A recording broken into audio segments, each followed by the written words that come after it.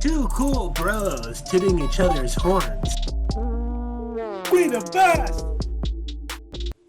This is the beginning of a series where we are going to rank every single mascot in the NBA. Now, the way that we are going to do this is we are going to rank the mascots 1 through 5 in each of the 6 NBA divisions.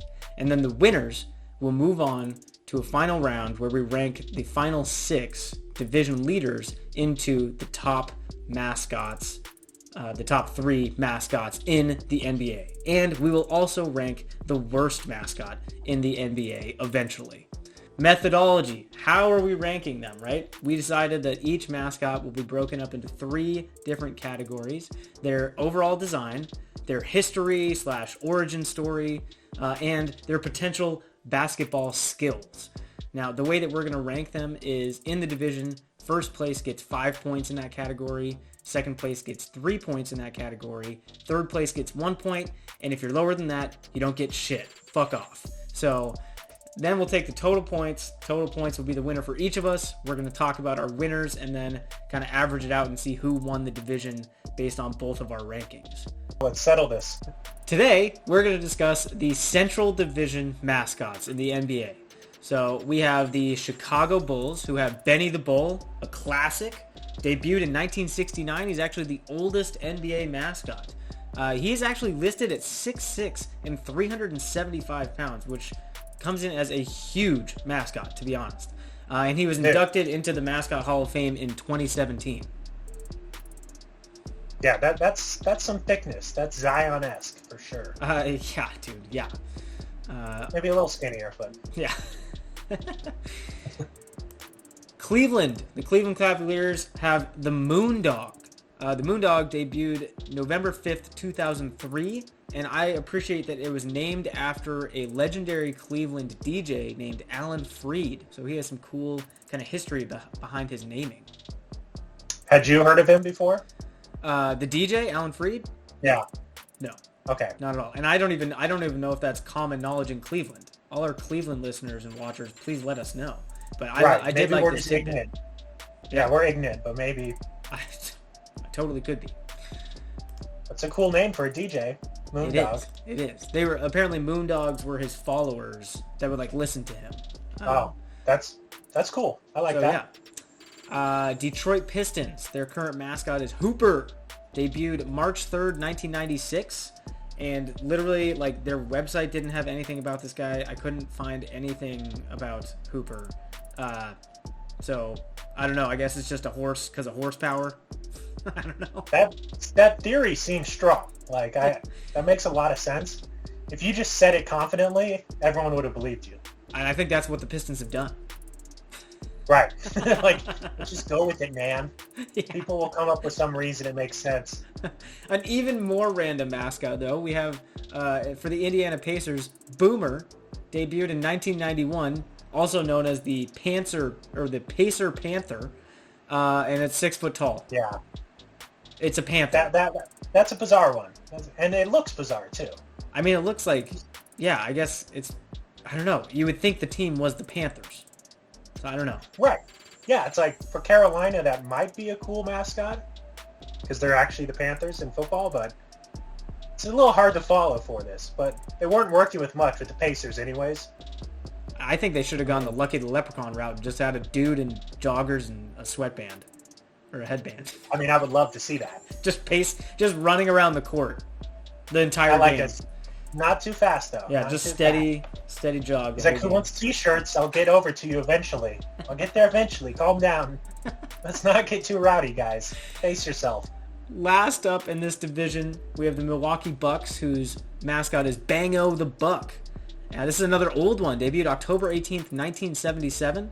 And I do like this, another kind of tidbit from history, named after a phrase coined by Eddie Doucette, who was the original voice of the Bucks. So kind of like, we have the Mike Breen bang calls. Apparently he would do things like that, or when something like that happened for the Bucks back in the 70s, he would say, Bango! And that's where Bango the Buck got his name. So I like it. Yeah, I liked it. All right, so we are going to we're going to go to our kind of rankings here. by design, history, and skills. All right, Scott, what do you think? Who had the best design here in the Central Division? I went with Benny the Bull. The aesthetic of it, I think, kind of like the red bull and the red jersey. It's like it all just plays really well. It looks cool. I don't know. That's my number one. Okay. Where'd you have Benny? Benny was my third, so he's there. Third. Okay, I just think, I don't know, I got kind of like, he's classic, and it goes really well with they're the Bulls, he's a Bull. I get that. But like we talked about a little bit ago, like I like the weirder ones, I guess. True. This is extremely like on the head. This is like exactly, literally what it is. Exactly. Okay, so my number two, I went Bango the Buck. Okay.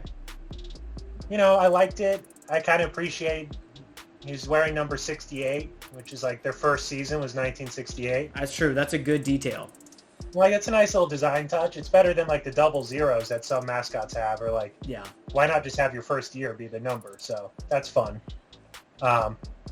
It's not exactly a creative design. It's a buck and they're the Bucks, but yeah, I'll give him that. Number three, I went Hooper. I'll be honest, I didn't love any of the last three, but I found Hooper at least moderately amusing. That's why he was my number one. Oh, there you go. Yeah.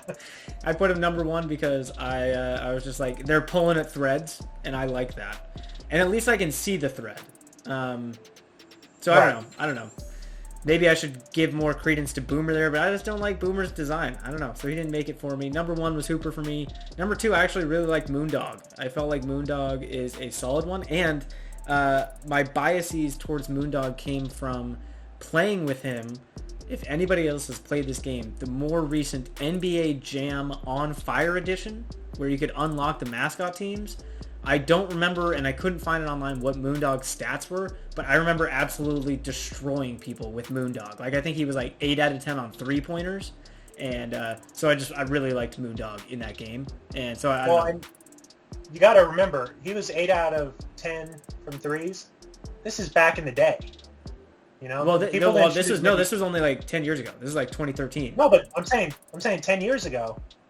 That's like pre-Steph Curry revolution. People shooting more threes, but he was an 80% shooter back then. Damn, the spacing he would have created. I can see why you were a fan. Yeah, I have very positive memories of the Moondog.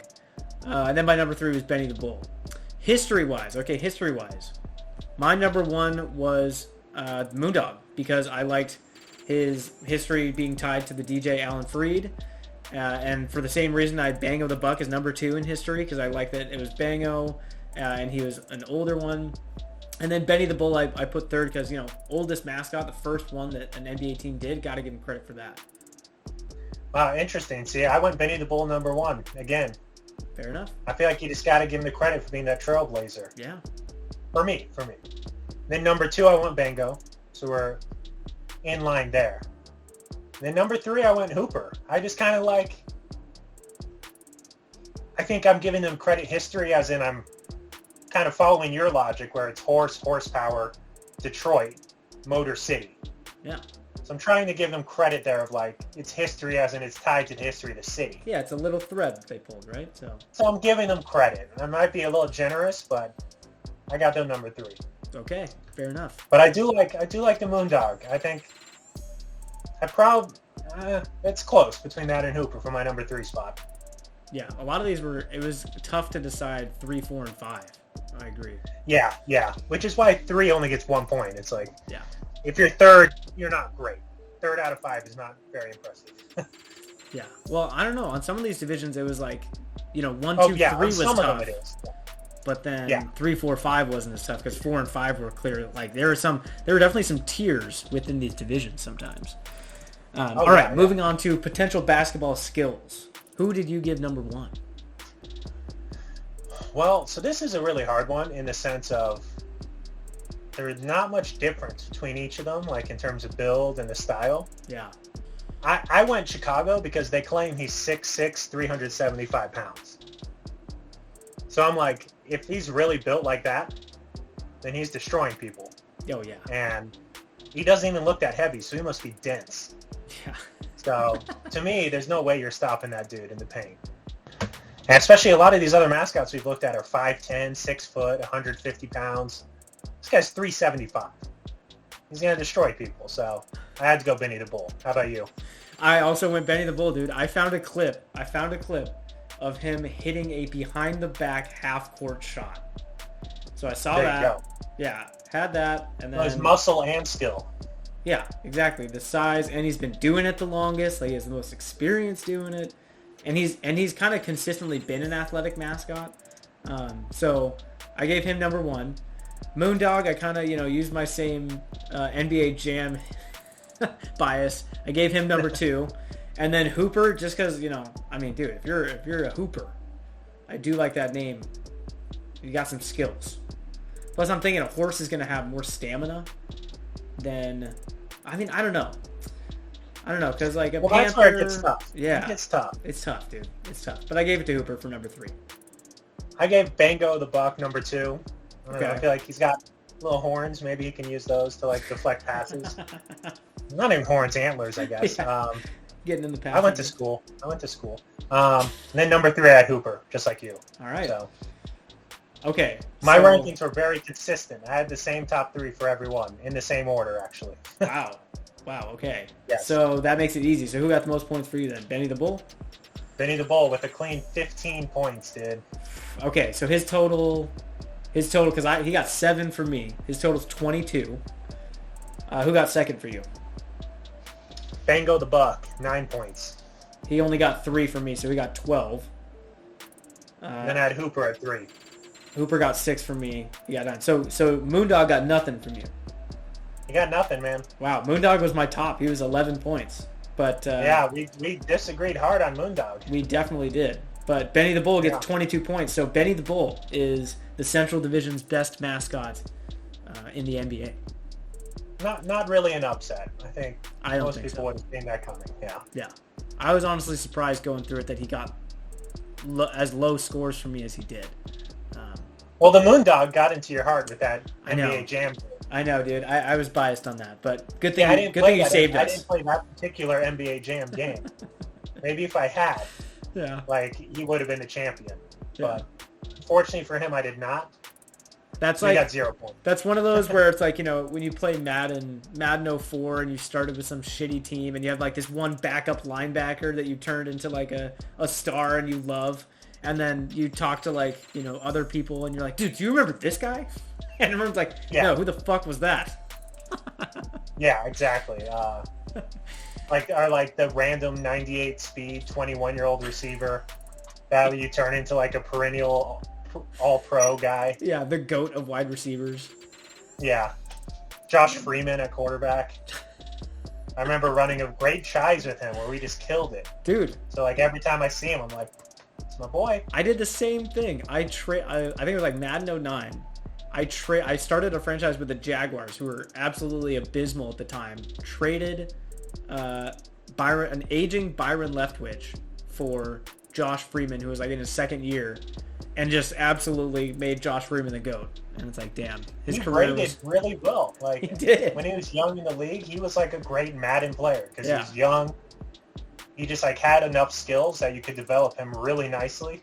I think he had like 98 throw power or something too. You could just huck bombs I think with so. him. Yeah, I think that was it. And you always line up with all the burners. Oh yeah. So you just acquire a bunch of speed receivers, get your 98 power, and just take the top off the defense.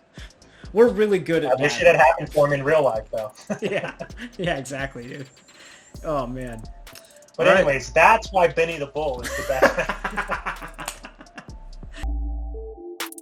I don't like to toot my own horn, but